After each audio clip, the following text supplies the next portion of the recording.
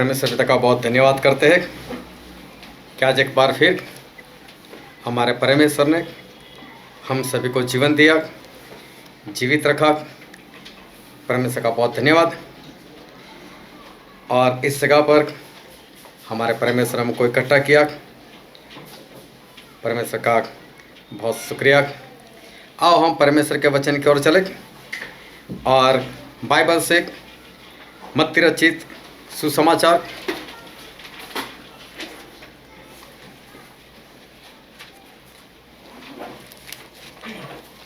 मत्ती रचित सुसमाचार उसका 24वां अध्याय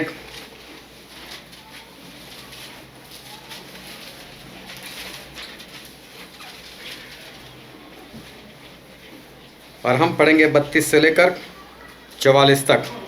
मत्ती 24 32 से 44। अंजीर के पेड़ से यह दृष्टांत सीखो, जब उसकी डाली कोमल हो जाती है और पत्ते निकलने लगते हैं, तो तुम जान लेते हो कि ग्रीष्म काल निकट है। इसी रीति से जब तुम इन सब बातों को देखो तो जान लो कि वह निकट है, वरन द्वार ही पर है। मैं तुमसे सच कहता हूँ कि जब तक ये सब बातें पूरी न हो ले, तब तक इस पीढ़ी का अंत नहीं होगा।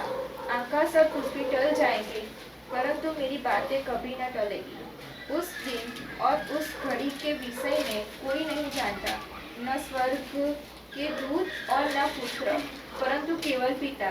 जैसे नूह के दिन थे, वैसा ही मनुष्य के पुत्र का आना भी होगा।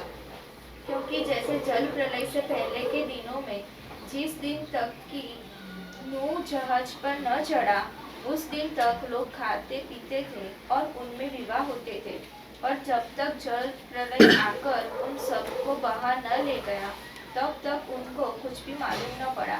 वैसे ही मनुष्य के पुत्र का आना भी होगा। उस समय 2 जन खेत में होंगे, एक ले लिया जाएगा और दूसरा छोड़ दिया जाएगा। 2 स्त्रियां चक्की पीसती रहेगी, एक ले ली जाएगी और दूसरी छोड़ दी जाएगी। इसलिए जागते रहो, क्योंकि तुम नहीं जानते कि तुम्हारा प्रभु किस दिन आएगा। परंतु यह जान लो कि यदि घर का स्वामी जानता होता कि चोर किस पहर आएगा, तो जागता रहता और अपने घर में सींग लगने न देता। इसलिए तुम भी तैयार रहो, क्योंकि जिस घड़ी के विषय में तुम सोचते भी नहीं हो, उसी घड़ी मनुष्य का पुत्र आ जाएगा। परमेश्वर पिता का वचन हमारे लिए बहुत ही आशीषित है और परमेश्वर पिता का वचन सच्चा है। और बाइबल में लिखा है, यदि तू सच्चाई को जानेगा तो सच्चाई तुझे आज़ाद करेगी। बहुत ध्यान से आज एक बार फिर परमेश्वर के वचन को सुनना, ताकि आप उसको कानों के जरिए अपने दिल में उतार सको और ख़ास करके उसके ऊपर चल सको। क्योंकि वचन सुनने से कोई आशीष आती नहीं, वचन ग्रहण करने से भी कोई आशीष नहीं आने वाली, लेकिन वचन मानने से आशीष आती है। और वचन मानने वाले वो स्वर्ग में प्रवेश कर पाएंगे। और इसलिए सबसे पहले परमेश्वर की आवाज़ को ध्यान से सुनना है, तो आप ग्रहण कर सकोगे। और ग्रहण करोगे तो आप उसके बाद उस वचन के ऊपर आप चल पाओगे। तो बहुत ध्यान से परमेश्वर के वचन को सुनना, क्योंकि हम 2020 और उसकी अंतिम घड़ियों में हम आ चुके हैं। और सभी जगह पर लोग प्रभु यीशु को पैदा करने के लिए तैयार हो चुके हैं। अपने अपने घरों के बाहर स्टार लगाकर बैठे हुए कि कहीं यहीं पर ना हो जाए आज कुछ। और बहुत कुछ दुनिया में चल रहा है, जबकि परमेश्वर ने बहुत स्पष्ट बताया था कि जब मैंने तुम लोगों से बात की तो मैंने आग से होकर बात की, मैंने मेरा चेहरा नहीं बताया। वो इसलिए कि कहीं तुम लोग मेरी मूर्ति ना बना लो, कहीं आकाश की ओर निगाह उठाकर सूरज या चंद्र या तारा उसकी मूर्ति बना दो। चाहे कितना भी बोलते होगे, लेकिन अभी एक भाई मुझसे मिले, उन्होंने मुझसे बताया बोले मसीह लोगों को ढूंढना है तो दिसंबर महीने में निकल जाने का, जहाँ जहाँ स्टार देखे वो मसीह के लोग। तो ये भी एक मूर्ति है, स्टार लगाना, क्योंकि परमेश्वर ने मना किया है। डिटेल में पढ़ना है तो पढ़ लेना, व्यवस्था विवरण उसका 4वां अध्याय पढ़ लेना 11 से लेकर, तो पता चल जाएगा, वहाँ पर स्पष्ट लिखा है। तो हम उस घड़ी में आ चुके हैं कि जो संसार के अंत की घड़ी है, प्रभु यीशु का जो दूसरी बार आना है वो समझ लो अभी बहुत पास में हो चुका है। अभी हम प्रभु यीशु के निकट जाने की या उनके पास पहुंचने की तैयारी में हम खड़े होने चाहिए, क्योंकि अभी वो दिन जो है वो बहुत और बहुत ही पास में है। कभी भी हमारे परमेश्वर जो है वो आ जाएंगे, क्योंकि उन्होंने ऐसा बताया था कि जिस वक्त इज़राइल आज़ाद हो जाए तब समझ लेना कि मैं पास में, मतलब कि तुम्हारे दरवाजे पर ही खड़ा हूँ। तो 1948 से तो हमारे परमेश्वर हमारे घर के दरवाजे तक तो आ ही चुके हैं, अभी बस उनको अंदर आना बाकी है, और जिन लोगों को उठाना है बस उनको उठा कर लेकर जाना, बस इतना ही बाकी है। पर हमारे परमेश्वर जो है वो समझ लो बहुत ही पास में आ चुके हैं। अभी चार वर्ग सिर्फ मसीह के लोग नहीं, जिन्होंने बाइबल पढ़ा है वो लोग नहीं, लेकिन तकरीबन सभी लोग जो है, जो दुनिया की हालत चल रही है उसे देखकर ऐसा बोल रहे कि संसार का अंत हो जाएगा, दुनिया का अंत हो जाएगा। ऐसे लोग बातें करने लग गए, जो बाइबल जानते भी नहीं और बाइबल पढ़ा भी नहीं, ऐसे लोग भी ऐसी बातें जो है वो बोलने लगे हैं। इसका मतलब ये है कि जो नहीं जानते परमेश्वर को, उनको भी अंदर से ऐसा हो रहा है कि कुछ ऐसी घटना होने वाली है कि जो आज तक नहीं हुई है। मतलब धरती जो है वो उस दिशा में आगे बढ़ रही है कि कभी भी उसका अंत होगा। और बाइबल में देखो तो परमेश्वर ने बार बार लिखा है, पुराने नियम से पहली बार नहीं आए थे, तभी से दूसरी बार आने की बातें जो है वो हमारे परमेश्वर ने लिखना वो शुरू कर दिया था। लेकिन परमेश्वर ऐसा बोलते कि स्वर्ग में कौन लोग जाएंगे, तो उनके बारे में ऐसा लिखा है। हम पढ़ते एक वचन मत्ती उसका 22वां अध्याय, मत्ती 22 और उसका 14वां वचन। क्योंकि बुलाए हुए तो बहुत है परंतु चुने हुए थोड़े हैं। हाँ, यहाँ पर लिखा है बुलाए हुए तो बहुत है लेकिन चुने हुए थोड़े हैं। परमेश्वर का कहना ऐसा है कि मैंने बहुत लोगों को बुलाया है मेरे पास स्वर्ग में, लेकिन उनमें से जिनको चुन चुन कर मैं अंदर लूंगा वो बहुत ही थोड़े हैं। परमेश्वर ये कहना चाहते हैं कि बहुत लोगों को मैंने बुलाया है, लेकिन स्वर्ग में उनमें से बहुत कम लोग होंगे जिनको मैं स्वर्ग में बुला लूँगा। फिर रोमिया में हम पढ़ते, रोमिया उसका 9वां अध्याय और उसका 27वां वचन। और यशायाह इज़राइल के विषय में पुकार कर कहता है, चाहे इज़राइल की संतानों की गिनती समुद्र के बालू के बराबर हो। हाँ, अगर इनकी गिनती समुद्र की बालू के समान, मतलब रेत के समान हो, तो भी उनमें से थोड़े ही बचेंगे। तो भी उनमें से थोड़े ही बचेंगे। देखो एक बार फिर, स्वर्ग में कितने लोग आएंगे, तो बोले कि बहुत थोड़े लोग, बुलाए हुए तो बहुत है, लेकिन उनमें से परमेश्वर जिनको चुन चुन कर अंदर लेंगे वो बहुत ही कम है। फिर आगे पढ़ते हैं मत्ती उसका 24वां अध्याय और उसका 13वां वचन। परंतु जो अंत तक धीरज धरे रहेगा उसी का उद्धार होगा। यहाँ पर ऐसा लिखा है, जो अंत तक धीरज धरे रहेगा, जो अंत तक टिक पाएगा वही अपने आप को बचा पाएगा। मतलब स्वर्ग में वही लोग जाएंगे जो अंत तक परमेश्वर में बने रहेंगे, परमेश्वर में टिके रहेंगे। ऐसे लोग ही जो है वो स्वर्ग में जाएंगे। फिर प्रेरितों के काम में लिखा है, प्रेरितों के काम उसका 14वां अध्याय और उसका 22वां वचन।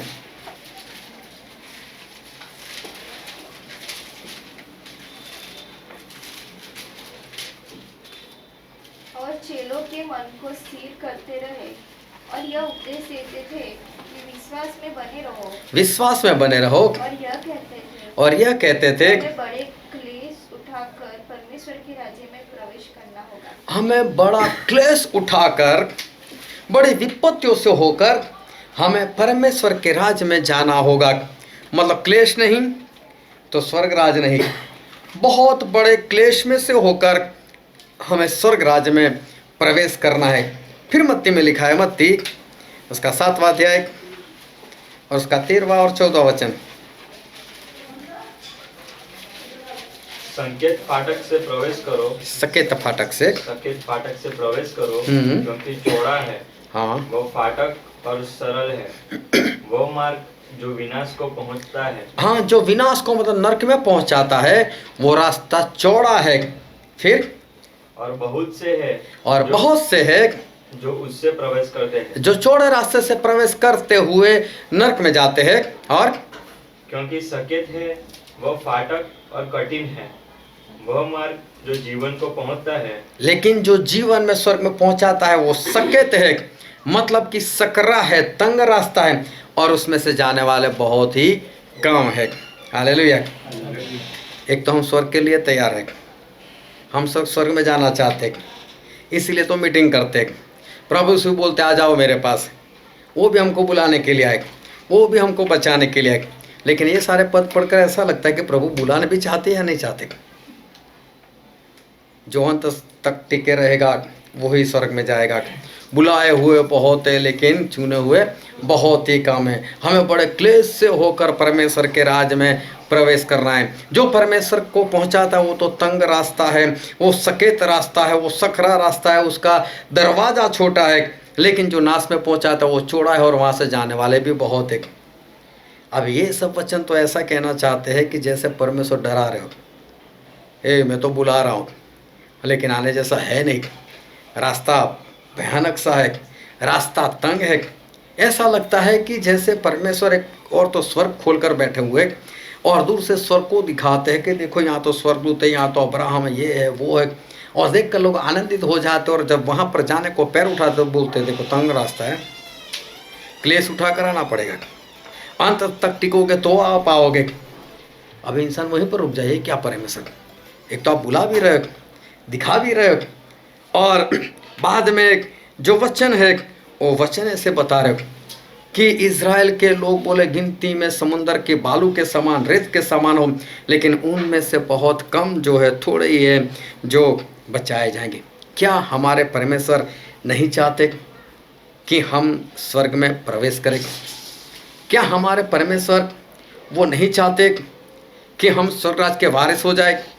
क्या हमारे परमेश्वर को ये पसंद नहीं कि हम लोग बचाए जाए और परमेश्वर के राज में चले जाए?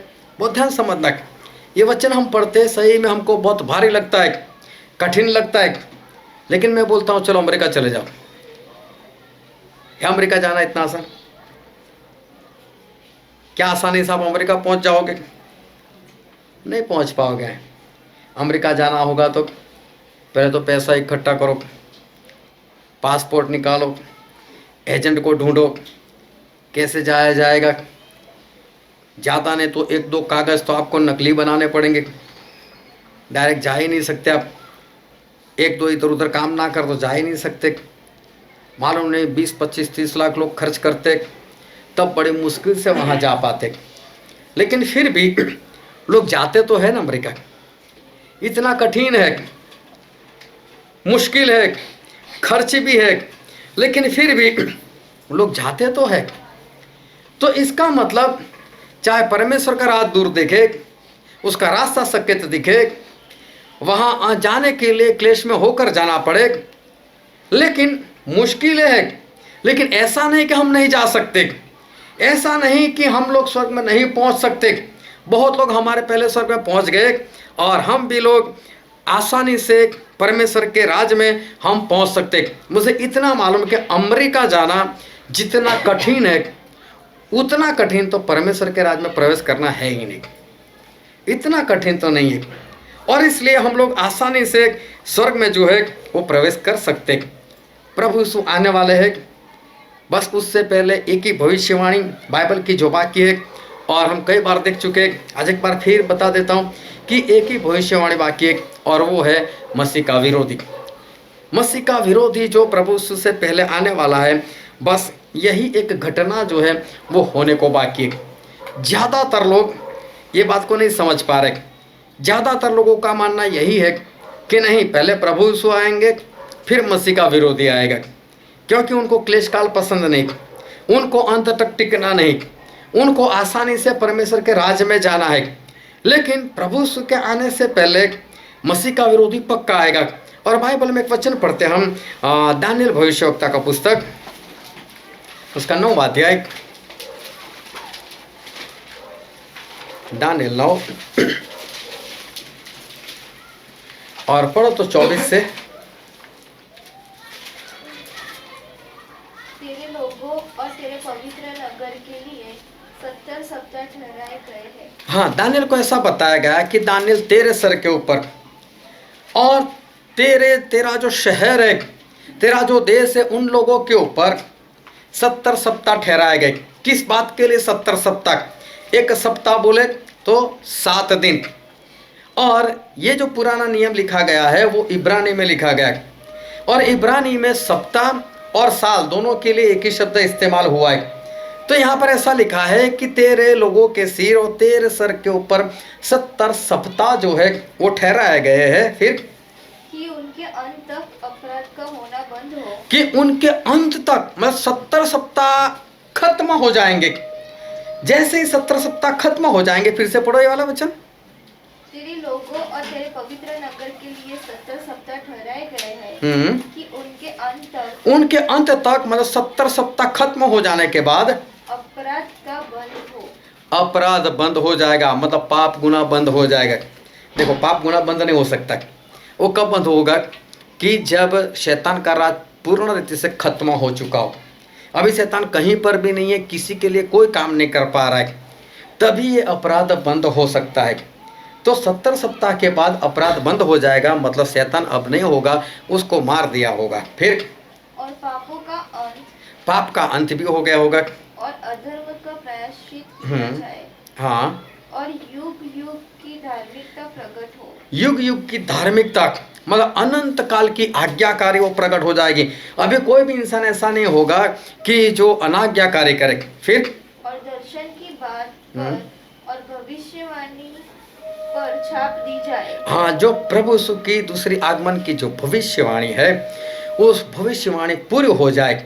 ये देखो, एक ही बात को दर्शाते कि प्रभु यीशु का दूसरा आगमन, क्योंकि जिस दिन प्रभु यीशु दूसरी बार आएंगे उस वक्त शैतान को पकड़ेंगे और उसको नरक में डालने वाले हैं।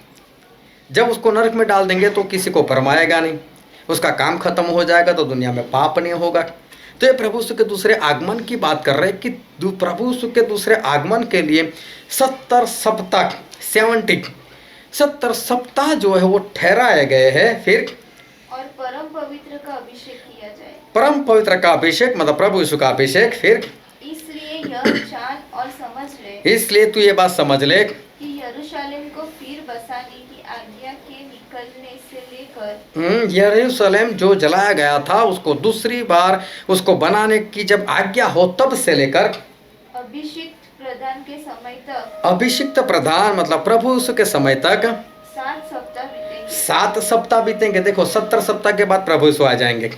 उसमें से 7 सप्ताह जब खत्म हो गए तब प्रभु यीशु का समय शुरू होने वाला है। फिर 62 सप्ताहों के बीतने पर, फिर और 62 सप्ताह, 7 सप्ताह पहले चले गए और 62 सप्ताह के बाद चौक और खाई समेत वह नगर कष्ट के समय में फिर बसाया जाएगा। उन 62 सप्ताहों के बीतने पर, उन 62 सप्ताहों के बीतने पर 7 पहले बीत गए, 62 बाद में, मतलब कितने हो गए? 62 और 7 69 69, मतलब 70 में कितना? एक ही सप्ताह बाकी रहा। वो 62 सप्ताह के बाद अभिषिक्त पुरुष काटा जाएगा। अभिषिक्त पुरुष मतलब प्रभु यीशु काट दिया जाएगा। ये पहला आगमन। प्रभु यीशु को जब मार दिए जाएंगे तब 69 सप्ताह बीत गए होंगे। मतलब जिस दिन प्रभु यीशु क्रूस पर बलि हो गए थे तब ये जो 70 सप्ताह ठहराए थे उनमें से 69 सप्ताह तो खत्म हो गए थे। अभी एक ही सप्ताह बचा था, सिर्फ एक सप्ताह। हाँ, फिर आगे पढ़ो। और उसके हाथ कुछ न लगेगा, और आने वाले प्रधान की प्रजा, आने वाला प्रधान, ये प्रभु यीशु के पहले जो एक और प्रधान आने वाला है, ये है मसीह का विरोधी। उसको यहाँ पर एक नाम दिया गया, आने वाला प्रधान। प्रजा नगर हम्म। और पवित्र स्थान को नष्ट तो करेगी, हाँ, मसीह का विरोधी पवित्र स्थान को नष्ट करेगा। फिर परंतु उस प्रदन का अंत ऐसा होगा हम्म। जैसा बाढ़ से होता है, हम्म। तो भी उसके अंत तक लड़ाई होती रहेगी, हम्म। क्योंकि उसका उजड़ जाना निश्चय ठान लिया गया है। हाँ, वह प्रधान एक सप्ताह के लिए बहुतों के संग दृढ़ वाचा बांधेगा। ये सरदार मसीह का विरोधी 1 सप्ताह की वाचा बांधेगा। ये है 70वां सप्ताह। देखो, 69 सप्ताह प्रभु यीशु की मौत के साथ खत्म हो गया और उसके बाद 70 शुरू होने वाला था, लेकिन 70 शुरू नहीं हुआ, वो अभी तक शुरू नहीं हुआ। हम 69 सप्ताह खत्म हो गए और 17वां सप्ताह शुरू नहीं हुआ, उसके बीच में जीवन जी रहे बिना गिनती वाले में। 69 सप्ताह हमारे से पहले खत्म हो गया और 17वां सप्ताह एंटी क्राइस्ट आएगा, जब तब शुरू होगा। और जैसे ही उसका सप्ताह खत्म हो जाएगा, हमारे प्रभु यीशु आ जाएंगे। ये पक्की डेट दानियल को परमेश्वर ने बता दी थी। तो प्रभु यीशु के आने से पहले ये मसीह का विरोधी आने वाला है और उसके पास आखिरी 1 सप्ताह उसके पास बचा हुआ है। वो सप्ताह उसी का है, उसी में वो राज करेगा। और जैसे उसका राज खत्म होगा, उसी के राज में क्लेश काल होगा, बहुत सारी विपत्तियाँ आएगी, बीमारियाँ आएगी और उसमें से होकर हमें उस पार निकलना है। बस ये 1 सप्ताह जो है वो भी शुरू ही नहीं हुआ, बाकी 69 सप्ताह जो है वो तो खत्म हो चुका है, लेकिन 17वां सप्ताह भी शुरू नहीं हुआ और वो है मसीह के विरोधी का। तो यहाँ से ये बात पक्की होती है कि दानियल को बताया कि तेरे सर के ऊपर 70 सप्ताह ठहराया है और उस 70 सप्ताह के बाद ही पाप का अंत होगा और परम पवित्र मतलब प्रभु यीशु को एक बार फिर राजा बनाकर उनको यहाँ पर रख दिए जाएंगे। तो इसके लिए 70 सप्ताह ठहराए। तो 69 सप्ताह तो उनकी मौत के साथ खत्म हो गए, लेकिन 70वां अभी तक शुरू नहीं हुआ। तो इससे पता चलता है कि पहले प्रभु यीशु नहीं आएंगे, पहले कौन आएगा? मसीह का विरोधी। और फिर दूसरे थिस्सलुनीके में लिखा है, दूसरा थिस्सलुनीके उसका 2 अध्याय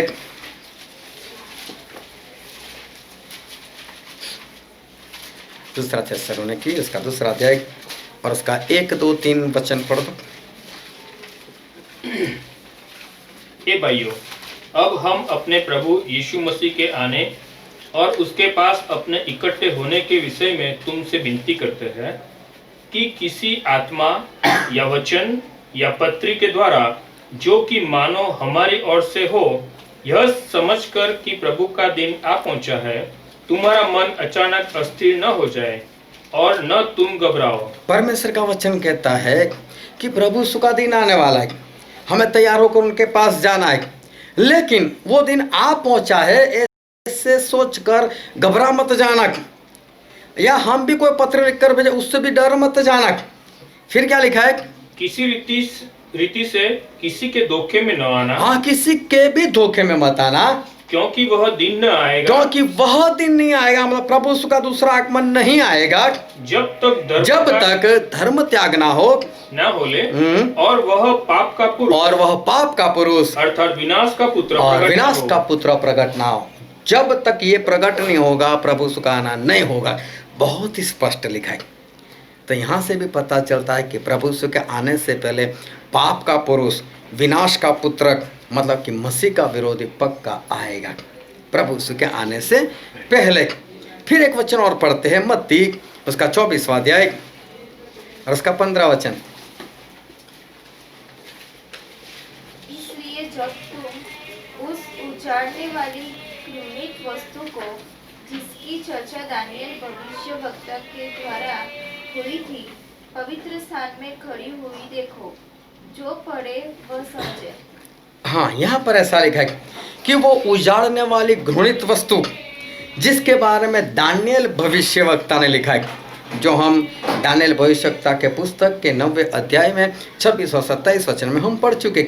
ये भी मसीह के विरोधी की बात कर रहे। अभी तक प्रभु यीशु का आना हुआ नहीं, लेकिन प्रभु यीशु ने जो अंत के निशान दिखाए उसमें ये भी निशान बता दिया कि उजाड़ने वाली घृणित वस्तु मतलब कि मसीह का विरोधी वो आएगा। उसके बाद में ही हमारे प्रभु यीशु आएंगे, क्योंकि जो मत्ती 24 और हमने 15 वचन पढ़ा, उसके बाद प्रभु यीशु ऐसा कहते हैं, उसके राज्य के बाद प्रभु यीशु ऐसा कहते हैं। हम पढ़ते उसका 29 और 30 वचन। मत्ती 24:29 और 30। उन दिनों के क्लेश के बाद तुरंत सूर्य अंधियारा हो जाएगा हाँ। और चांद का प्रकाश जाता रहेगा और तारे आकाश से गिर पड़ेंगे और आकाश की शक्तियां हिलाई जाएगी। तब मनुष्य के पुत्र का चिन्ह तब मनुष्य के पुत्र का चिन्ह मतलब प्रभु यीशु का चिन्ह आकाश में दिखाई देगा। आकाश में दिखाई देगा। और तब पृथ्वी के सब कुलों के लोग छाती पीटेंगे। हाँ। और मनुष्य के पुत्र को और मनुष्य के पुत्र को मतलब प्रभु यीशु को बड़ी सामर्थ और ऐश्वर्य के साथ आकाश के बादलों पर आते देखेंगे। आकाश के बादलों पर आते देखेंगे।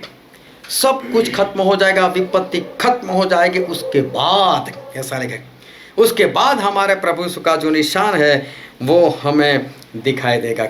Hallelujah, hallelujah. सब जागते रहना और सुनते रहना कि परमेश्वर आज हमसे क्या बात जो है वो करने के लिए जा रहे।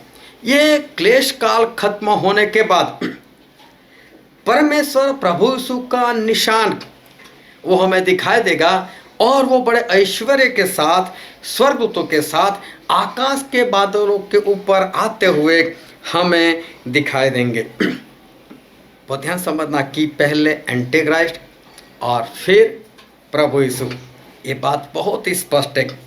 और हम जो है उस जमाने में जीवन जी रहे जो हमारे लिए अभी तो बिना गिनती के चल रहे। उन्नत सत्ता खत्म हो गए, 70वां शुरू नहीं होगा। कब शुरू हो जाएगा हमें पता नहीं। और जिस तरह से हम वचन पढ़ रहे उसके हिसाब से तो लग रहा है कि अभी मसीह का विरोधी कभी भी खड़ा हो सकता है। उसको तो एक ही सप्ताह दिया गया है और उसके बाद तो हमारे प्रभु यीशु का आना है। तो दिन जो है वो बहुत पास में दिखाई दे रहे। और जो मसीह का विरोधी है उसके बारे में जो बाइबल में लिखा है कि वो बहुत ही होशियार है, वो बहुत ही चालाक है, वो बहुत ही ज्ञानी पुरुष है। जो मसीह का विरोधी है, जो एंटी क्राइस्ट है, वो ऐसा वैसा नहीं है। उसका दिमाग बहुत तेज चलता है, उसके पास जबरदस्त समझ है, उसके पास बहुत सारा ज्ञान है। लेकिन जब हम ऐसी बातें करते तो हमें परमेश्वर को भूलना नहीं है। हमारे परमेश्वर वो उससे भी सामर्थ्य है, वो उससे भी ज़्यादा ज्ञानी है, वो उससे भी ज़्यादा होशियार है। ये तो कहीं पर रुक भी सकता है लेकिन हमारे परमेश्वर को कोई नहीं रोक पाएंगे। हमारे परमेश्वर के पास तो वो ज्ञान है, हमारे परमेश्वर के पास तो बहुत समझ है। अगर ये चालाक है तो हमारे परमेश्वर उससे कई गुना ज़्यादा जो है वो हमारे परमेश्वर वो चालाक है। हमारे परमेश्वर बहुत ही सामर्थ्य है इससे। और बाइबल में ऐसा लिखा है, हम वचन पढ़ते हैं कि हमारे परमेश्वर जो है वो कैसे है। एक बार प्रभु यीशु को लोगों ने उस वक्त पूछा जब प्रभु यीशु इस धरती के ऊपर आए थे और उस वक्त राजा का नाम था कैसर। और लोगों ने प्रभु यीशु को बुलाया, प्रभु यीशु को बुलाया, हे यीशु क्या हमें इस राजा को टैक्स देना चाहिए कि नहीं देना चाहिए? क्योंकि प्रभु यीशु क्या बोलते थे कि जिसने आसमान और धरती बनाए वो परमेश्वर का मैं पुत्र हूँ, मैं सब कुछ मेरा है, अभी मेरा है, घर मेरा है, तो मैं क्यों किराया दूँ? तो इनको मालूम था कि ये तो अपने आप को परमेश्वर का बेटा कहता है। अगर इससे भी पूछेंगे ये टैक्स देना चाहिए, ये तो पक्का मना करेगा, मैं क्यों दूँ, मैं तो परमेश्वर का पुत्र हूँ। और अगर नहीं देता हम तुरंत उसको पकड़ देंगे और जाकर कैसर को दे देंगे, देखे तो तेरे खिलाफ लोगों को भड़काता है, ये तो टैक्स देने से मना करता है। और भीड़ भी बहुत थी और सच में प्रभु को टैक्स देना भी नहीं था क्योंकि वो सही में वो तो राजा है वो तो। लेकिन जब उन्होंने पूछा कि क्या टैक्स देना चाहिए कि नहीं देना चाहिए, तो प्रभु ने क्या बोला कि मुझे एक सिक्का दिखाओ। तो उन्होंने ऐसे सिक्का उछाल दिया। प्रभु ने देखा उसको आगे पीछे, तो पीछे की ओर वो कैसर जो था उसकी मोहर लगी हुई थी, उसकी सूरत छपी हुई थी। उस परमेश्वर ने प्रभु ने हाथ खड़ा करके लोगों को बताया ये सूरत किसकी है? तो बोले कैसर की। तो बोले कैसर का कैसर को दे दो, जो परमेश्वर का है परमेश्वर को दे दो। ये है हमारे परमेश्वर, कहीं पर वो उनको कोई फंसा नहीं सकता। एक बार प्रभु यीशु के पास लोग आए और बोले ये जो स्त्री है वो बोले व्यभिचार करते हुए ही पकड़ी गई है। इंसान भी मालूम नहीं कैसे कैसे होते, व्यभिचार करते ही पकड़ी गई बोले। तो व्यभिचार करते हुए पकड़े गए तो एक ही क्यों पकड़ी गई? उसका साथी कहां चला गया? उसको क्यों नहीं लेकर आए? क्योंकि वो तो होगा पैसे वाला, इसलिए उसको छोड़ कर आए। तू बाइज्जत पर तू जा, इसको देखते।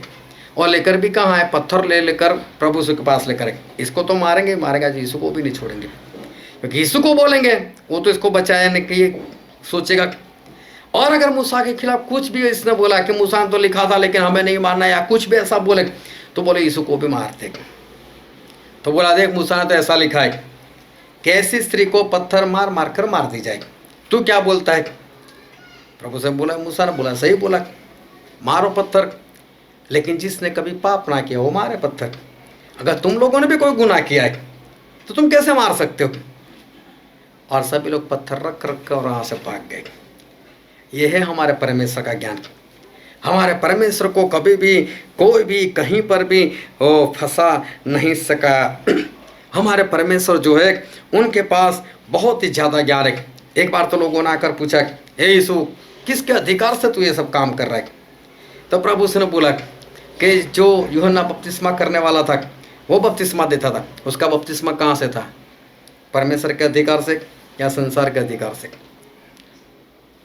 अगर ये लोग बोलते कि उसने तो खुद चालू कर दिया था, तो डरते थे कि लोग तो यूहन्ना को मानते थे, कहीं भी लोग हमको पत्थर मारकर मारना थे।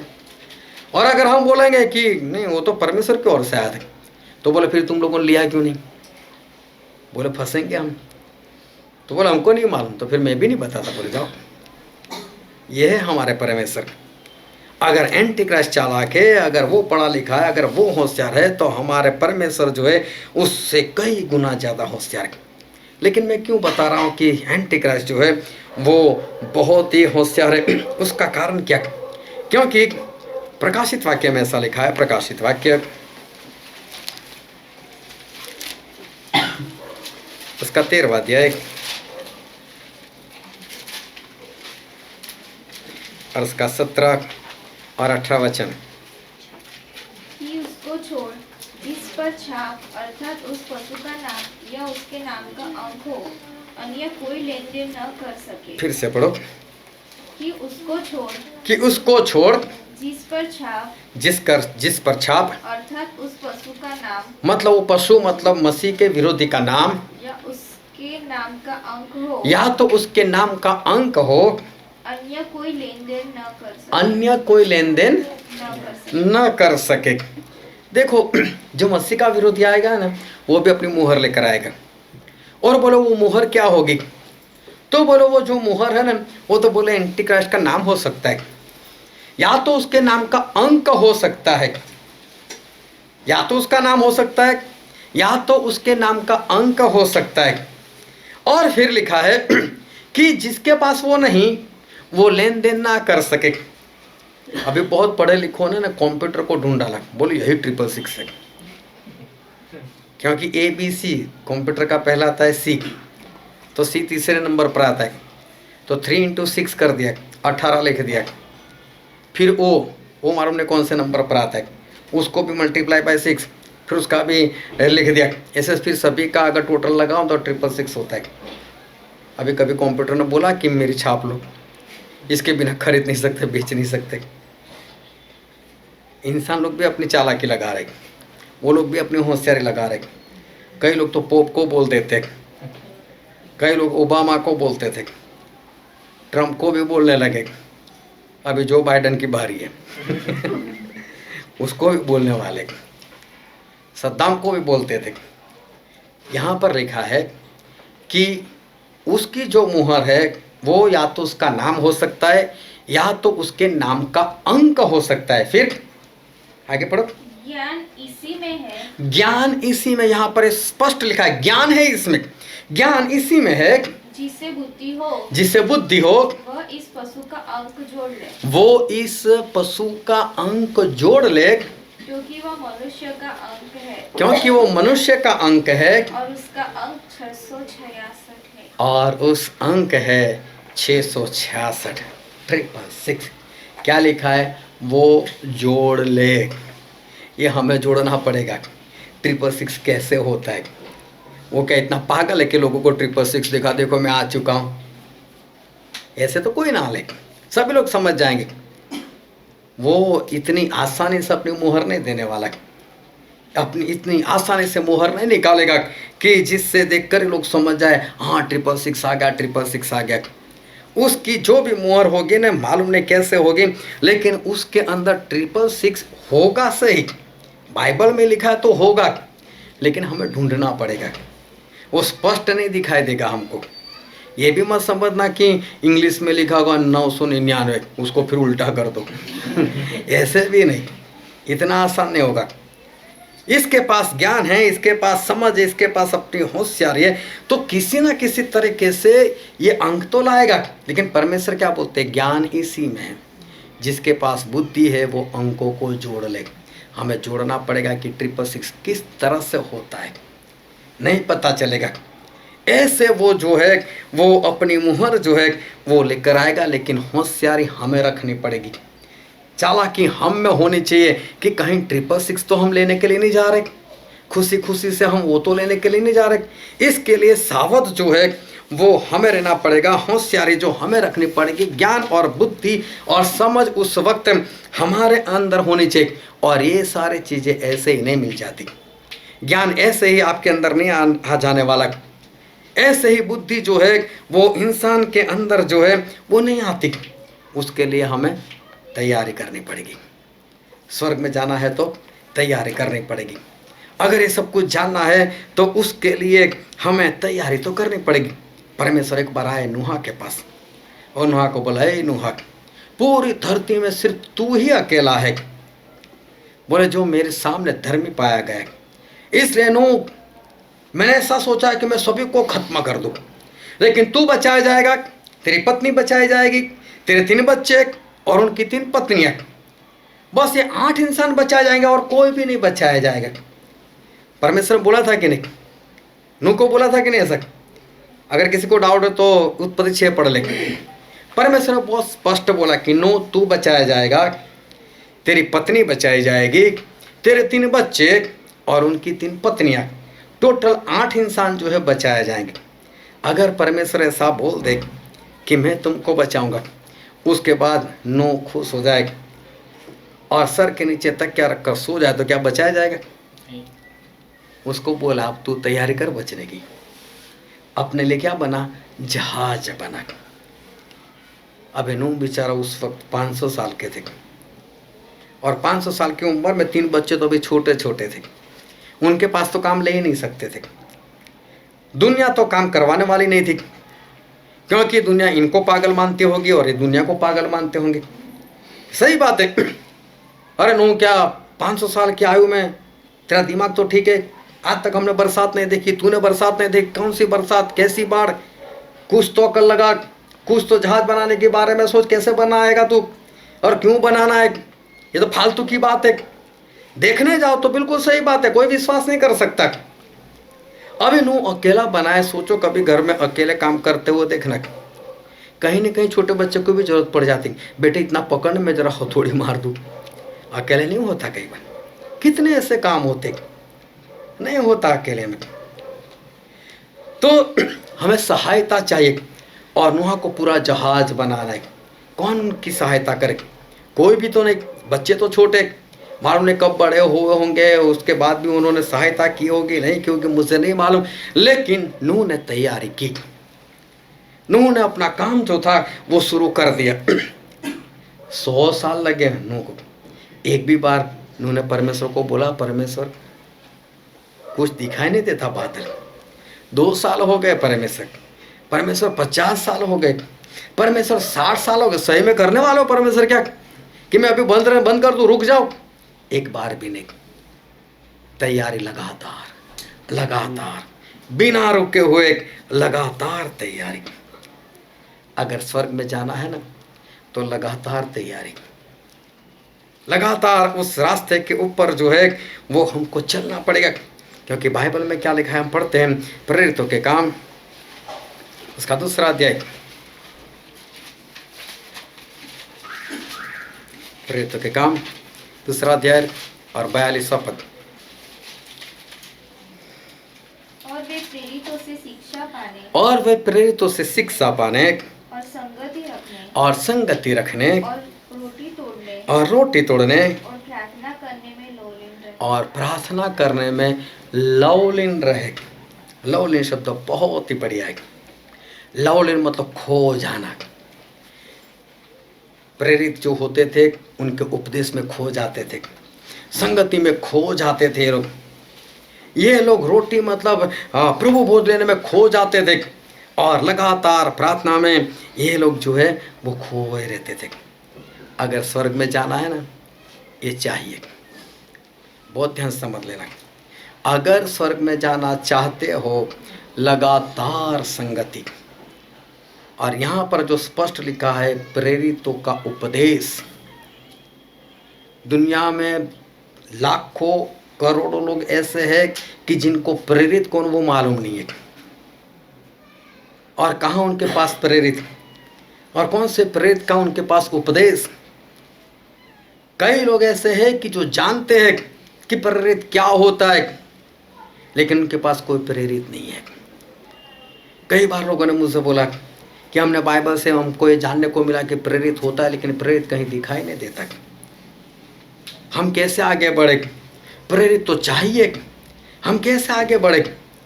और ये लोग जो थे वो प्रेरितों के उपदेश में लवलीन रहते थे, दृढ़ता से ये लोग बने रहते थे, संगति में बने रहते थे, रोटी तोड़ने में बने रहते थे। ये लोग जो थे वो प्रार्थना में लवलीन रहते थे। इनके पास और कोई भी काम नहीं, काम है तो बस यही। क्या इनके बीवी बच्चे नहीं थे? क्या इनके रिश्तेदार कोई नहीं थे? क्या इनको और कोई काम ही नहीं होता था? लेकिन फिर भी संगति में कैसे थे? बने रहते थे। लगातार ये लोग संगति में जो है वो बने रहते थे। और बाइबल में एक बार प्रभु से ने कहा कि स्वर्ग का राज कैसा है? तो बोले एक राजा था जिसने अपने बेटे की शादी का खाना रखा था। लोगों को इनविटेशन कार्ड बांट दिया, लोगों को बोल दिया आना, इस दिन मैंने खाना रखा है, खाने के लिए आ जाना। वो दिन भी आ गया, खाना भी बना दिया। अभी राजा का खाना है तो कैसे बना होगा, कितनी आइटम बनी होगी। और सभी लोगों को बोला कि आ जाओ खाना तैयार है। नौकर को भेजा, जाओ जाकर लेकर आओ सभी लोगों को। और जब बुलाने के लिए सभी के पास बहाने, अभी अभी खेत में खरीदा हुआ है, देखने के लिए गया हूँ। कोई बात नहीं, जाओ नरक में। मैं तो अभी अभी बेल खरीद कर आया हूँ, देखने जा रहा हूँ, तू भी जा। मैं तो नई शादी कर आया हूँ, कोई बात नहीं, तू भी नरक में जा। सभी लोगों ने बहाने बताए, लेकिन खाना रेडी था, खाना रेडी था। और फिर सभी नौकर लोग गए, राजा जी कोई नहीं आ रहा है। बोले निकम्मे थे सभी, न्योता दिया था लेकिन निकम्मे निकले। उनको बुलाया लेकिन नहीं आए। कोई बात नहीं, जैसे मिले ने वैसे चौराहे पर भिखारी हो, अंधा हो, लंगड़ा हो, जैसा भी लेकिन लेकर आ जा। खाना तो बना हुआ है, जगह तो है, तो फिर चाहिए मुझे, मैं तो खिलाऊंगा। मेरा खाना ऐसा वैसे नहीं रहेगा, जाओ जाकर बुला कर लेकर आओ। और बाइबल में लिखा है कि वो जगह भर गई। और अभी राजा जी जो वो देखने के लिए निकले, कैसे कैसे लोग आए। और वहाँ पर एक इंसान ऐसा मिला जिसने शादी वाले कपड़े नहीं पहने थे, शादी वाले कपड़े। अभी वो दूल्हा नहीं था कि उसको दूल्हे के कपड़े पहनने थे। कई बार हम सीख चुके, लेकिन एक बार फिर बता देता हूँ कि उस वक्त जो धनवान लोग होते कभी भी शादी में किसी को न्योता देते थे तो कपड़ा अपनी ओर से भेजते थे, ये वाला कपड़ा पहन कर आना, मैं बड़ा इंसान हूँ, मैं पैसे वाला हूँ, तो मेरे वहाँ तू आए तो मेरी इज्जत लगनी चाहिए कि हाँ मेरे वहाँ खाने वाले ऐसे वैसे लोग नहीं आए। उनका आदर करते थे, उनको कपड़ा देते थे। अभी कपड़ा देने के बाद भी एक इंसान जो था वो बिना कपड़े आया था, अपना पहना होगा उसने। राजा ने देखा ये कौन है, हे इधर आ, कपड़ा मिला था, पहना क्यों नहीं? ऐसे बस ऐसे नीचे देखता रहा। सही में हमारी आंखें कैसी होनी चाहिए मालूम? ऐसे देखने वाली आंखें। कोई हमें कोई बोले तो क्या किया है मैंने आज्ञा मानी है, क्या है, मैं ऐसे बात करता हूँ। हमारे अंदर इतनी ताकत होनी चाहिए। चेहरा कब झुकता है? जब हम आज्ञाकारी नहीं करते। हमारा मुंह कब बंद हो जाता है? जब हम आज्ञाकारी नहीं करते। जब पाप होता है तब आदम छुप जाता है, जब नहीं था तो नंगा था फिर भी लिपट जाता था परमेश्वर से। तब नहीं बोला कभी परमेश्वर मैं नंगा हूं। लेकिन जैसे ही पाप आया तो प्रकाश चला गया, अब पता चला सही में कपड़े तो है ही नहीं, और जाकर छुप गया। छुपने की नौबत तभी आती है जब आपके जीवन में पाप आता है, वरना कोई भी हो आमने सामने खड़े रहकर बात करो उनसे, और ऐसे नजर झुका ली, बस ऐसे ही देखता रहा। बाइबल में लिखा है उसने उत्तर नहीं दिया। राजा को आया क्रोध, उसको पटाकर भी नहीं पूछा, चले कोई बात नहीं, बता देना प्लीज, बता देना क्या हुआ, उठाओ इसको, डाल दो उसको बाहर, वहां रोना और दांतों का पिसता होगा, बाहर फेंक दो इसको। बोले इतना सब तो मैंने किया था तेरे लिए, और फिर भी तू नहीं आता, और आया तो इस तरह से आया। और प्रकाशित वाक्य में लिखा है, प्रकाशित वाक्य उसका 19वां अध्याय और उसका 8वां वचन, उसको शुद्ध और चमकदार महीन मलमल पहनने का अधिकार दिया गया, क्योंकि उस महीन मलमल का अर्थ पवित्र लोगों के धर्म के काम है। हाँ, ये कपड़ा तो धर्म के काम मतलब आज्ञाकारी है। ये आज्ञाकारी कौन देते हमें? परमेश्वर देते। वो बोलते तेरे से तो आज्ञाकारी होती नहीं, मैं मेरा आत्मा देता हूँ, मैं मेरा सामर्थ्य देता हूँ, आज्ञाकारी कर। और इंसान के पास पवित्र आत्मा आने के बाद भी आज्ञाकारी ना करे, फिर भी ना माने, तो फिर परमेश्वर क्या बोले? अभी निकल यहां से। फिर तो वही बात होगी, आज्ञाकारी परमेश्वर की ओर से आती है, वो सामर्थ परमेश्वर की ओर से आता है, लेकिन फिर भी इंसान कपड़ा ना पहने, नंगा है, घूमता रहे, मैं तो पवित्र आत्मा वाला, मैं तो पवित्र आत्मा वाला। शाऊल राजा ने ऐसा कर दिया। पूरी रात उसने भविष्यवाणी की। घर पर जाकर पढ़ना, 1 शमूएल 19वां अध्याय। और उसके ऊपर पवित्र आत्मा आ गई और पूरे कपड़े निकाल दिए, और पूरे कपड़े निकालने के बाद उसने भविष्यवाणी की। वो परमेश्वर के वचन पुकारने लगा। अभी समझो कोई उपदेश करने वाला हो और पूरे कपड़े निकाल कर उपदेश करे तो लोग क्या बोलेंगे? और लोगों ने बोला ये शाऊल क्या है, भविष्यवक्ता है क्या? क्योंकि नंगा भविष्यवक्ता नहीं देखा आज तक। बोले ऐसा भविष्यवक्ता होता है? परमेश्वर ने कपड़े दिए हैं, आज्ञाकारी दी है, बना कर रखो, उतरने नहीं चाहिए। अगर उतर गई तो स्वर्ग में प्रवेश नहीं, उठाकर बाहर, इसको यहाँ से बाहर निकाल दो। और मत्ती 22 और उसके 1 से 14 पढ़ोगे तो ये जो वचन हमने बोला वो पूरा वहीं पर लिखा हुआ है कि परमेश्वर का राज इस तरह से कपड़े लगातार पहन कर रखना पड़ेगा, आज्ञाकारी लगातार हमारे जीवन में होनी चाहिए, तभी हम स्वर्ग में जा सकते, वरना हम स्वर्ग में नहीं जा सकते। फिर मत्ती में लिखा है, मत्ती उसका 13वां अध्याय और पढ़ो तो उसका 47। फिर स्वर्ग का राज्य उस बड़े जाल के समान है, हाँ, जो समुद्र में डाला गया, हाँ, और हर प्रकार की मछलियों को समेट लाया। यहाँ पर ऐसा लिखा है कि परमेश्वर का राज जो है वो बोले एक जाल के समान है और उसको समुद्र में डाल दिया गया है। या हिंदी में थोड़ा सा ट्रांसलेशन गलत कर दिया है, लेकिन ऐसा लिखा है उसमें हर तरह के जंतु उसमें आए, हर तरह के जीव उसमें, हर तरह की मछली नहीं, हर तरह के जीव उसमें आए। उसमें केकड़ा भी आ गया, उसमें सांप भी आ गया, उसमें मेढक भी आ गया। जो भी उस समुद्र में रहता है, ऐसे सारे जीव जंतु जो है मछली के साथ, ये सारे लोग आ गए। और बाइबल में देखो मगर को तो क्या बोला है? शैतानी बोला है। कई लोग पूरे शैतान के समान, शैतान के समान मतलब किसी को मालूम है? शैतान के समान मतलब जो बहुत खूबसूरत दिखता है। हाँ, शैतान बहुत खूबसूरत है,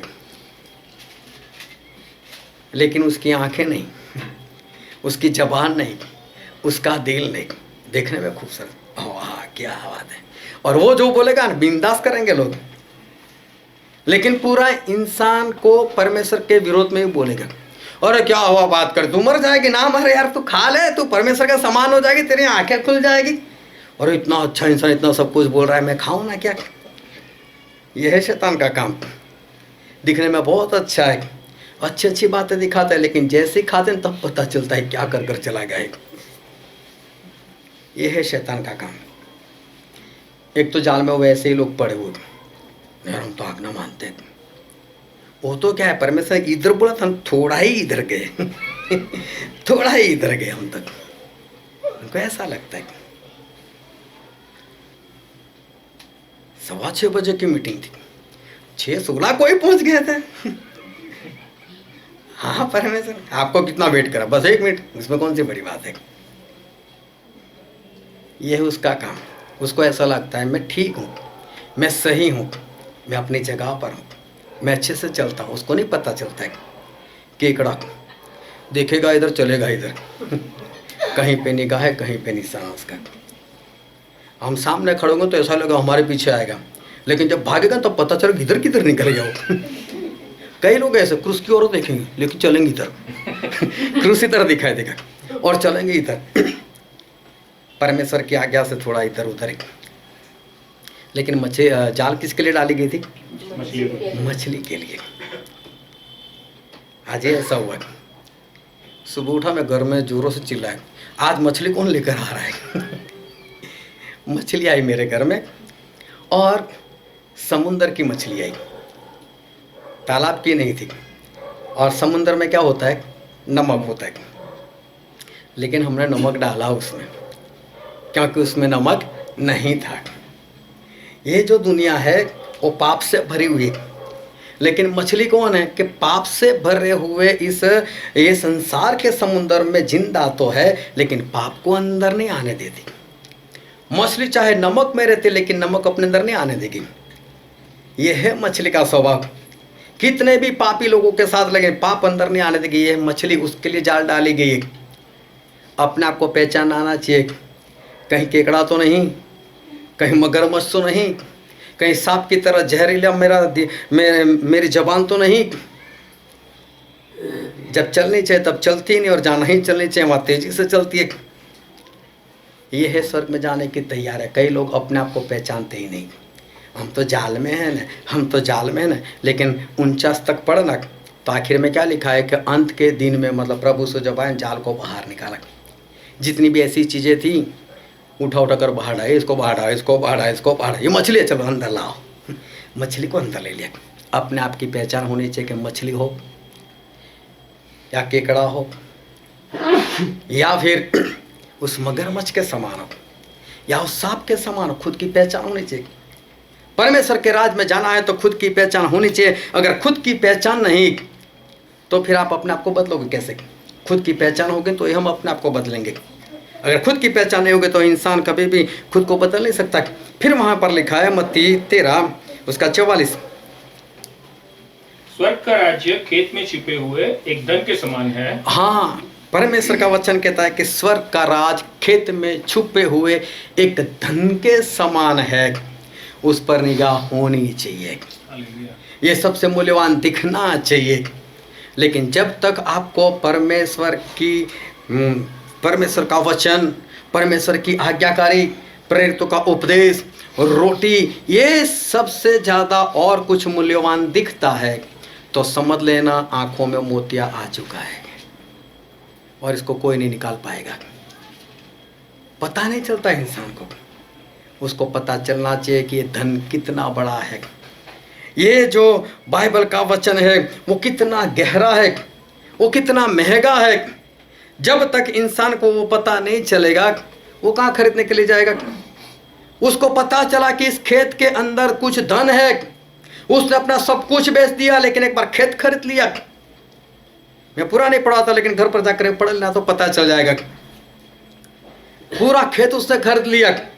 उसको खेत की जरूरत ही नहीं थी, लेकिन अंदर जो खजाना था ना उसके लिए अपना सब कुछ बेच दिया और उसने वो खजाना अपने हाथ में कर लिया। उसका 45वां वचन पढ़ो तो। फिर स्वर्ग का राज्य एक व्यापारी के समान है। स्वर्ग का राज्य एक व्यापारी के समान है जो अच्छे मोतियों की खोज में था। जो अच्छे मोतियों की खोज में था।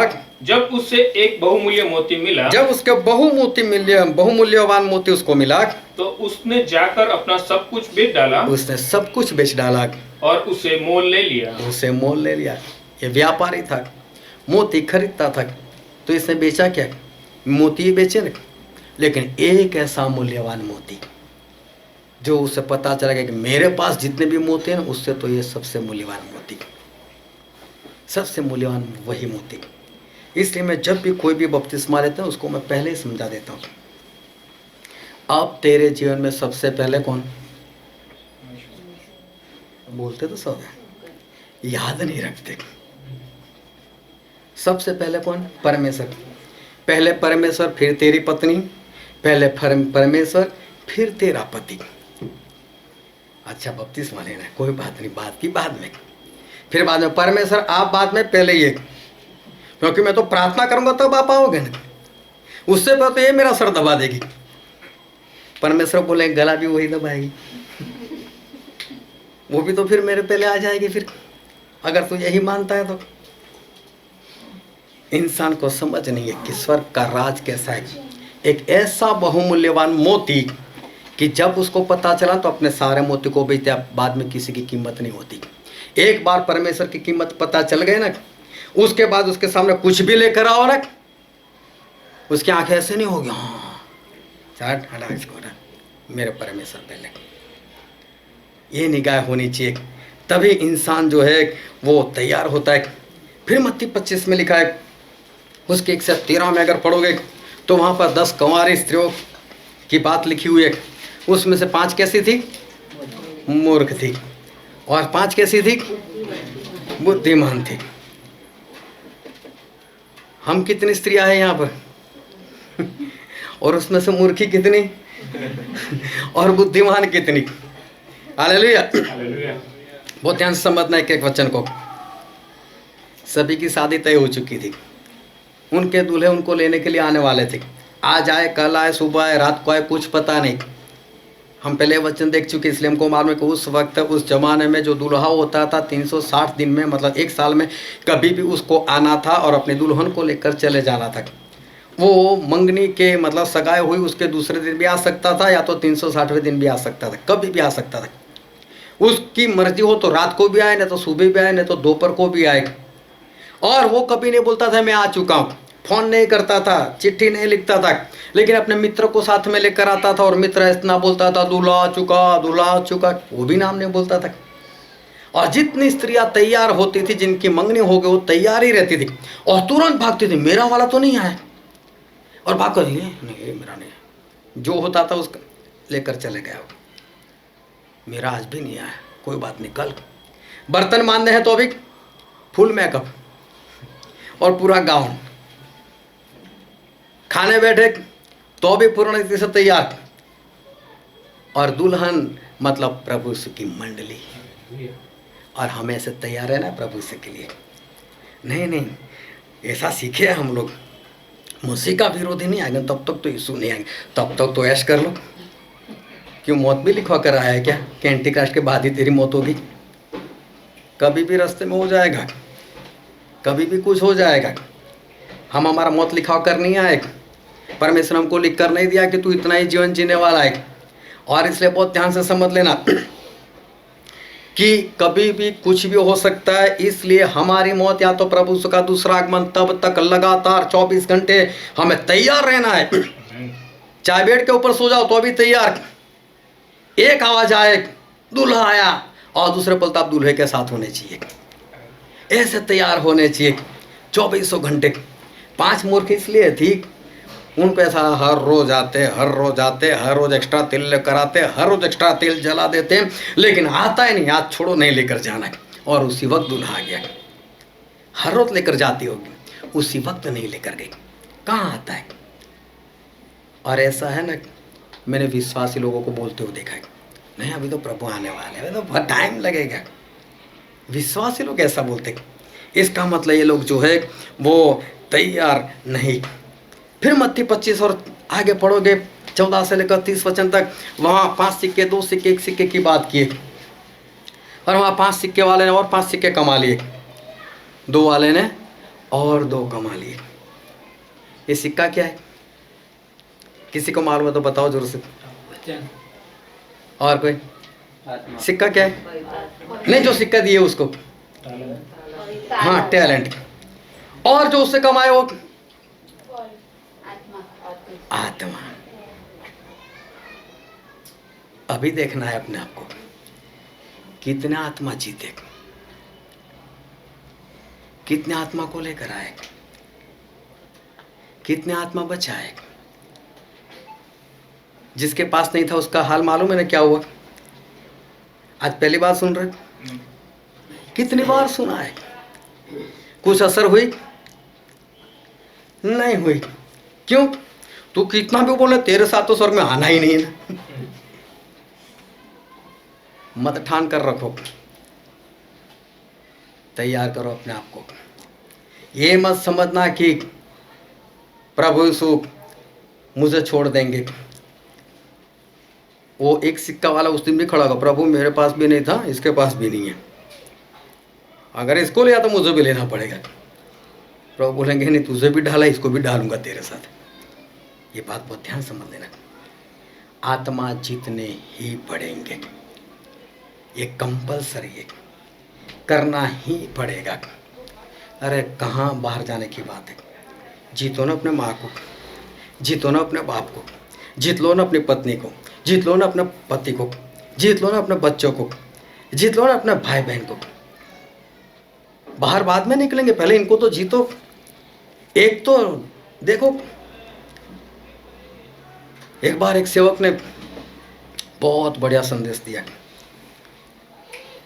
उन्हीं के गांव में, और जैसे वचन खत्म हुआ, सेवक जी बाहर निकल रहे और उन्हीं के गांव का एक भाई साहब उनको बोले, बहुत अच्छा मैसेज, बहुत अच्छा मैसेज, लेकिन तेरा भाई शराब पीकर वहाँ पड़ा, उसको पहले उठा कर लेकर आ जा, पहले उसको बचा, फिर हमको बचाने की बात करना। हमारे पास है घर में, तो पहले वहीं से तो शुरुआत करो। अगर उनको ही नहीं बचा पाते जिनको आप बचपन से जानते हो, अगर उनको ही नहीं बोल सकते, तो बाहर किसको प्रेम करने के लिए जाओगे? जब आप अपने घर वाले को प्रेम नहीं कर सकते, तो बाहर जाकर किसको प्रेम करोगे? फिर प्रभु यीशु कहते हैं कि मैं जब आऊँगा, तब जिस तरह से एक चरवाहा भेड़ को अलग करता है और बकरे को अलग करता है, मैं भी कर दूंगा। और भेड़ को कहाँ लूँगा मैं? भेड़ को कहाँ? स्वर्ग में। कोई ये तो नहीं सोच रहा है कि डांटता रहता है, डांटता रहता है, अंदर तो है नहीं किसी। वो बकरे की निशानी है, सींग उसी को होते, सींग वही उछालता है, लेकिन भेड़ तो सही बात है, सही बात है, मानने वाला नहीं, सही बात है। भेड़ ही जाएगी वहाँ, बकरे नहीं जाएंगे। और भेड़ तो चरवाहे के पीछे बिंदास से चलती रहती है, चाहे खड्डा आए, चाहे रास्ते में पत्थर आए, भेड़ नहीं बनोगे ना, स्वर्ग नहीं मिलेगा। अगर स्वर्ग में जाना है, ये सारी बातों की तैयारी हमारे जीवन में होनी चाहिए। ये सारी चीज़ों जितनी हम देख गए, ये सारी चीज़ों की तैयारी हमारे जीवन में होनी चाहिए। और वो भी कैसे? अब्राहम को बोला, अब्राहम तेरा इकलौता बेटा, यहाँ से 3 दिन चल, मोरिया देश में जा, और उसका वहाँ पर जो पहाड़ मैं तुझे बताऊँ, वहाँ पर जाकर उसकी बलि कर दे। और अब्राहम कितने बजे उठे सुबह? बहुत जल्दी उठ गए, जब अंधेरा था तभी। जाना है मुझे, काम करना है मुझे, आज्ञा माननी है। ये होना चाहिए परमेश्वर की आज्ञाकारी में। हाँ प्रभु अब भी लो, भागा, ये निकला, ये ऐसे आज्ञाकारी होनी चाहिए। आज बोलोगे और कल करोगे तो परमेश्वर छोड़, कोई काम का नहीं। आज्ञाकारी तुरंत उस अब्राहम की तरह होनी चाहिए। ये सारी तैयारी की बात है। परमेश्वर ये तैयारी चाहते हैं। अगर स्वर्ग में जाना है तो ये सारी तैयारी जो है वो हमारे जीवन में दिखाई देनी चाहिए। लेकिन मालूम है दिखाई क्या देता है? जब मैं मेरे निगाहों से देखता हूँ, जब मैं चारों ओर देखता हूँ, कई बार मुझे ऐसा हो जाता है, एक दो लोगों को मैंने बोला भी है, कई बार मुझे ऐसा होता है कि यहाँ सभी लोगों को छोड़ दूँ और यहाँ से चला जाओ पंजाब। वो तो बेचारा तरसते हैं मेरे लिए, वो तो बेचारा बार बार फ़ोन करते, आ जाओ ना। और एक बार मैंने बोल दिया ऐसा तो ऐसा ही। और यहाँ पर मैंने ये देखा है, कितना भी बोलो, कितना भी बोलो, मैं केक को नाम के साथ उठा सकता हूँ, उनकी समस्याओं के साथ कि समस्या आपके जीवन में कितने सालों से क्यों नहीं जा रही है, क्योंकि नहीं सुना है, नहीं सुना है। कई बार मुझे ऐसा हो जाता है कि क्यों इतनी मेहनत करनी है, क्यों इन लोगों के पीछे इतना भागना है, क्या कोई रिकॉर्ड बनाना है वीडियो बनाने का, क्या होने वाला है उससे। बहुत ज़्यादा वीडियो पर मैं बोलेगा, बहुत ज़्यादा वीडियो कहा गया अभी आज अभी स्वर्ग में सब बोलने वाले, इसमें से एक भी वीडियो मुझे नहीं ऊपर लेकर जाने वाला।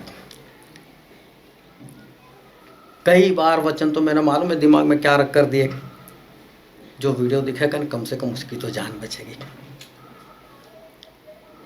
एक भाई साहब ने मुझे बताया, बोले आपके वीडियो सुन सुनकर मेरे अंदर जो खराबी थी ना वो चली गई। जब मैं उनसे मिला तो उन्होंने बताया, बोले मैं इतनी शराब पीता था, इतनी शराब पीता, सब लोग ये सोच रहे थे मर जाएगा, सिर्फ वचन सुनकर उसे शराब छोड़ दी, उसको प्रार्थना की भी जरूरत नहीं महसूस हुई। एक बार भी उसने मुझे फ़ोन नहीं किया कि मेरे लिए प्रार्थना करो।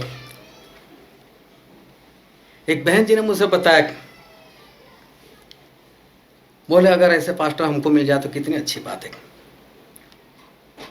एक बहन ने हिमाचल से मुझसे फ़ोन किया, बोले हम हमारे पास्टर से कब भी सवाल पूछते जवाब भी नहीं देते, गोल कर जाते, बोले बात को कभी डांट देते, कभी ये करते, कभी वो करते। और जब सिखाया जाता है तब जब लोग मानते नहीं। मैंने ढेर सारी बार देखा है कि पत्नी के लिए, माता पिता के लिए, बच्चों के लिए और दूसरी बातों के लिए मैंने लोगों को संगति छोड़ते हुए देखा है। इतना ही नहीं, उसका दुख भी नहीं है, उसका दुख भी नहीं होता, उसमें क्या छोड़ दी, कोई भी दुख नहीं उसका। और फिर भी जाना चाहते वो तो है स्वर्ग में। कई बार लोगों ने अपने परिवार के लिए संगति को छोड़ा है, कई बार लोगों को मैंने झूठ बोलते हुए देखा है, कुछ फायदों के लिए या कुछ ऐसी बातों के लिए। एक विश्वासी, एक परमेश्वर को मानने वाला इंसान कैसे फंस जाता है, कैसी कैसी बातों में वो फंस जाता है, वो मैंने देखा हुआ है। कैसी कैसी बातों में इंसान जो है वो फंस जाता है। मैंने लोगों को देखा है सांसारिक काम करने के लिए इतना भागते, इतना खर्च करते, जबकि परमेश्वर के पीछे चलने के लिए ना कोई भाग दौड़, ना कोई वहाँ पर खर्च, कुछ भी नहीं। और हमारा परमेश्वर कहते हैं दूसरा शमूएल उसका 22वां अध्याय और उसका 26 और 27 वचन,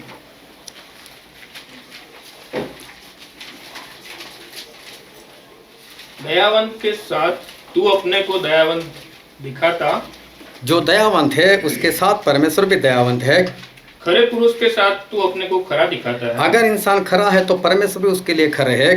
शुद्ध के साथ तू अपने को शुद्ध दिखाता है। अगर कोई इंसान शुद्ध है तो परमेश्वर भी उसके लिए शुद्ध है। और टेढ़े के साथ तू तिरछा बनता है। और जो टेढ़ा होता है उसके साथ परमेश्वर भी टेढ़े बनते हैं। तू जैसा होगा वैसा मैं बनूंगा, ये हमारे परमेश्वर का वचन है।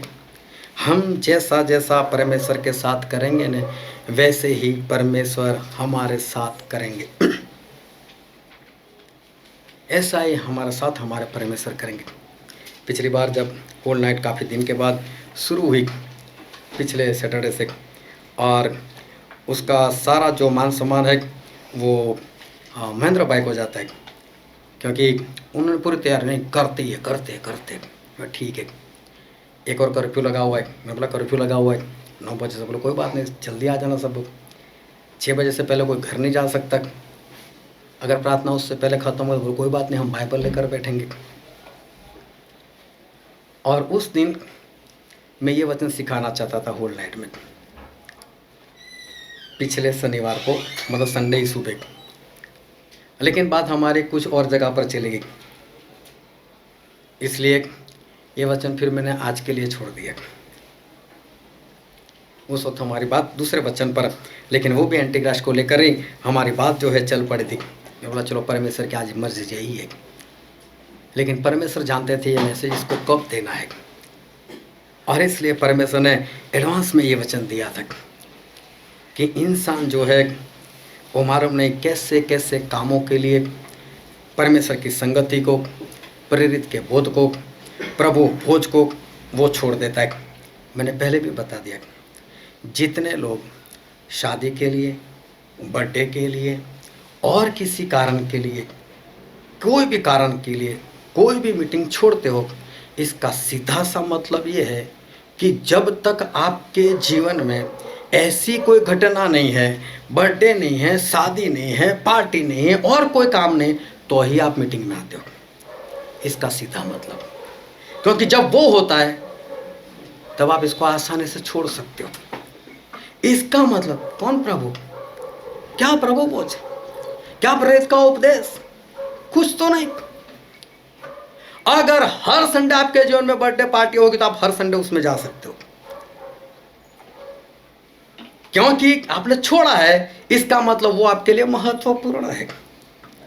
तो महत्वपूर्ण तो जब तक होगा तब तक जाओगे, लेकिन जिसके लिए ये महत्वपूर्ण है वो उसको छोड़ता रहेगा, वो उसको छोड़ता रहेगा।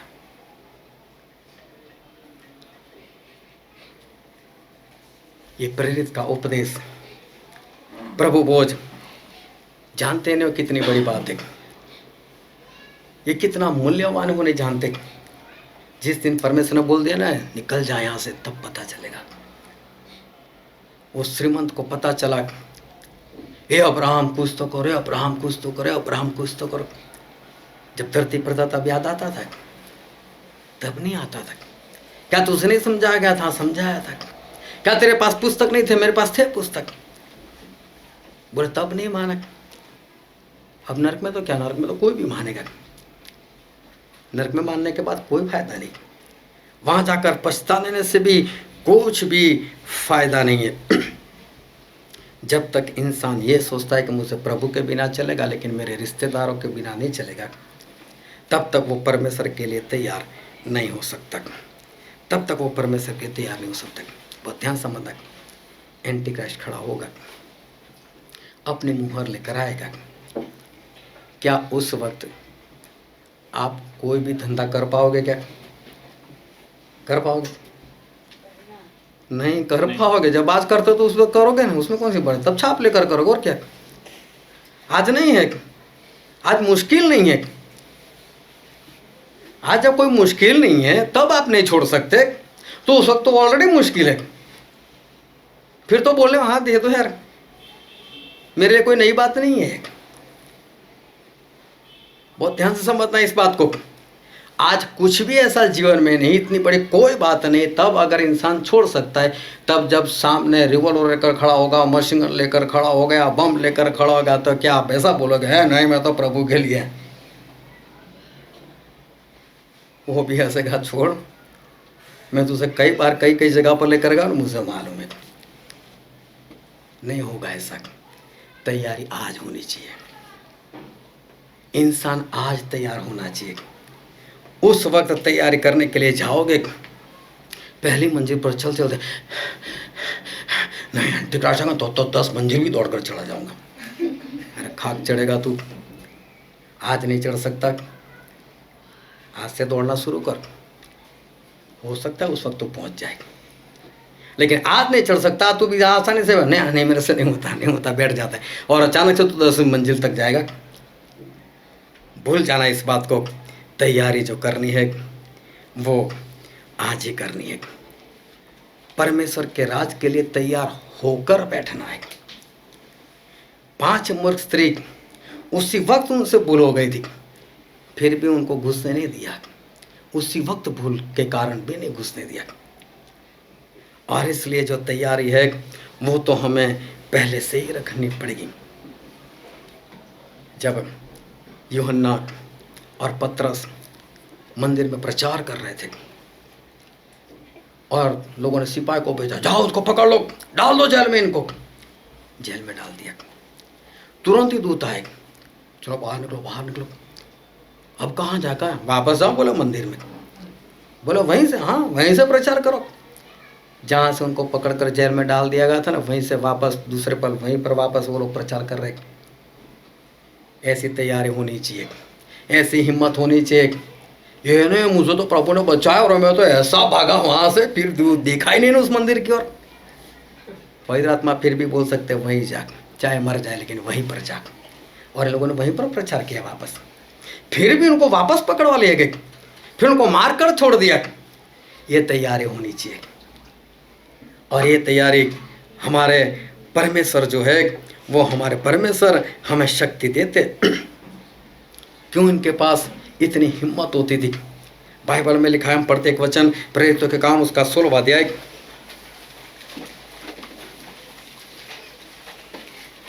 23, 24, 25 पढ़ो तो।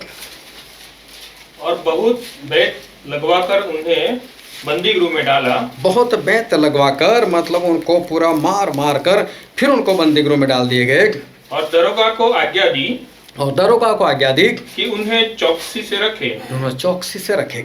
न हाँ, उसे न ऐसी आज्ञा पाकर उन्हें भीतर की कोठरी में रखा, और न उनके पांव रखा, और उनके पांव काठ में ठोक दिए। इनके पांव काठ में ठोक दिया, अभी पांव को हिला नहीं सकते। फिर आधी रात में लगभग पौलुस और सिलास प्रार्थना करते हुए परमेश्वर के भजन गा रहे थे। हाँ, तब भजन गा रहे थे। देखो, जब इनको मारा था, जब इनके पैर काठ में डाल दिए गए थे प्रभु यीशु के कारण, और आधी रात में जब पूरा अंधेरा था और वो भी भीतर वाली कोठरी में, तब इतनी हिम्मत हो सकती है क्या? और कहीं जलन सुन ले वापस 2-4 कोड़े और मार देगा तो नहीं। इतनी हिम्मत होनी चाहिए, तैयारी पहले से होनी चाहिए। इनकी तैयारी पहले से थी, और इसलिए कोड़े खाने के बाद भी ये लोग बिंदास से ये आराधना जो है वो आराधना वो कर सकते। जितने लोग ये समझते हैं हो जाएंगे कर देंगे, हो जाएगा, तो समझ लेना वो दिन आएगा तब तक कुछ नहीं होगा, तब तक कुछ नहीं होगा। लेकिन आज जो हमने वचन पढ़ा था मत्ती उसका 24वां अध्याय, और हमने 32 से लेकर 44 वचन तक पढ़ा, और वहाँ पर वही सब सारी बातें लिखी हुई कि प्रभु यीशु का दूसरी बार आना पास में है, और ये सब निशान होते हो तुम देख लो, तो समझ लेना मेरा आना बहुत पास में है। और ये सब होता था उसी वक्त। वहाँ पर वचन में ऐसा लिखा है, वर्ड पढ़ो तो उसका 44वां वचन। इसलिए तुम तैयार रहो, इसलिए क्या? तुम भी तैयार रहो। इसलिए तुम भी तैयार रहो। मिलन तू पढ़ तो इसको। इसलिए तुम भी तैयार रहो। इसलिए तुम भी तैयार रहो। पढ़ो तो कोई गुजराती में भी इसको। એ માટે તમે પણ તૈયાર રહો। हाँ, गुजराती में भी लिखा, क्या लिखा है? तैयार रहो। तैयार हो जाना ऐसा नहीं लिखा है, तैयार रहो। आज तैयारी होनी चाहिए। आज से तैयार हो गए तो उस वक्त आप बच पाओगे। लेकिन ये सोचोगे वहां जाकर मैं तैयार हो जाऊंगा, तो नहीं होना है, ये नहीं होने वाला है। और इसलिए आज परमेश्वर हमसे कहते हैं कि सब हो रहा है, तैयार हो जाओ। आज ही तैयार होना है, 100% तैयार होना है। हम तो इंसान हैं, होगा, करेंगे धीरे से, तो परमेश्वर आ जाएंगे तब तक कुछ नहीं होगा। और इसलिए क्या करना है? आज ही से तैयार हो जाओ, आज ही तैयार हो जाओ। ठान लो कि जीना मसीह और मरना लाभ की बात है। जीना मसीह मतलब मसीह। आपकी पत्नी, आपका पति, आपका रिश्तेदार, आपका कोई भी सेरेमनी, वो आपको कहीं पर भी नहीं लेकर जाने वाला। जिसके लिए आप परमेश्वर को छोड़ रहे हैं उसमें से कोई भी आपके पास नहीं खड़े रहकर बोलने वाला, हाँ प्रभु ये तो मेरे खातिर ऐसा हुआ तो मुझे नरक में डाल दो, लेकिन इसको डाल दो स्वर्ग में। कोई नहीं बोलने के लिए आने वाला। और बोलेंगे तो परमेश्वर से अच्छा तूने बहुत अच्छी बात सिखाई मुझे। कुछ नहीं होगा ऐसा। आज ही तैयार हो जाओ। परमेश्वर क्या कहते हैं? तैयार हो जाओ, तैयार रहो, तो उस दिन बचाए जाओ। आओ हम हमारे आंखों को बंद करें और हमारे मस्तकों को प्रभु यीशु के आगे झुकाए, जो राजाओं के राजा है, जो प्रभुओं के प्रभु है, जो कभी नहीं बदलते। सभी लोग अपनी आवाज़ बंद रखें, बाइबल वगैरह बाद में रख लेना। लेकिन परमेश्वर की आवाज़ अभी भी हमारे बीच में है। और परमेश्वर का वचन आज आपको कहता है, तैयार रहो।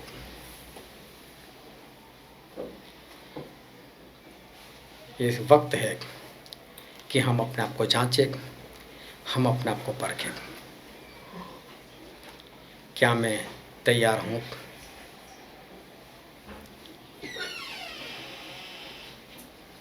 अपने आप से सवाल करो, क्या मैं तैयार हूँ? क्या मेरे जीवन में जीना मसीह है? क्या मेरे जीवन में सबसे पहला स्थान परमेश्वर है? क्या मैं वो 5 बुद्धिमान की तरह तैयार हूँ? क्या मैं शादी के खाने पर जाने के लिए कपड़े पहनकर पूरा तैयार हूँ? क्या मैं उस जाल में मछली के समान हूँ?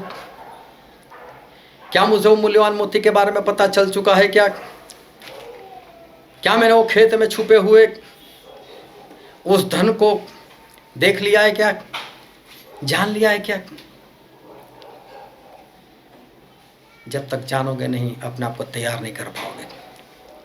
आज ही तैयार हो जाओ। कहीं ऐसा ना हो कि छोटी सी बात को लेकर हम नाश हो जाए। और इसलिए आज ही तैयार हो जाओ, ये वचन समझने के लिए, ग्रहण करने के लिए, उसके अनुसार चलने के लिए। प्रभु यीशु की कृपा हम सभी पर होने पाए।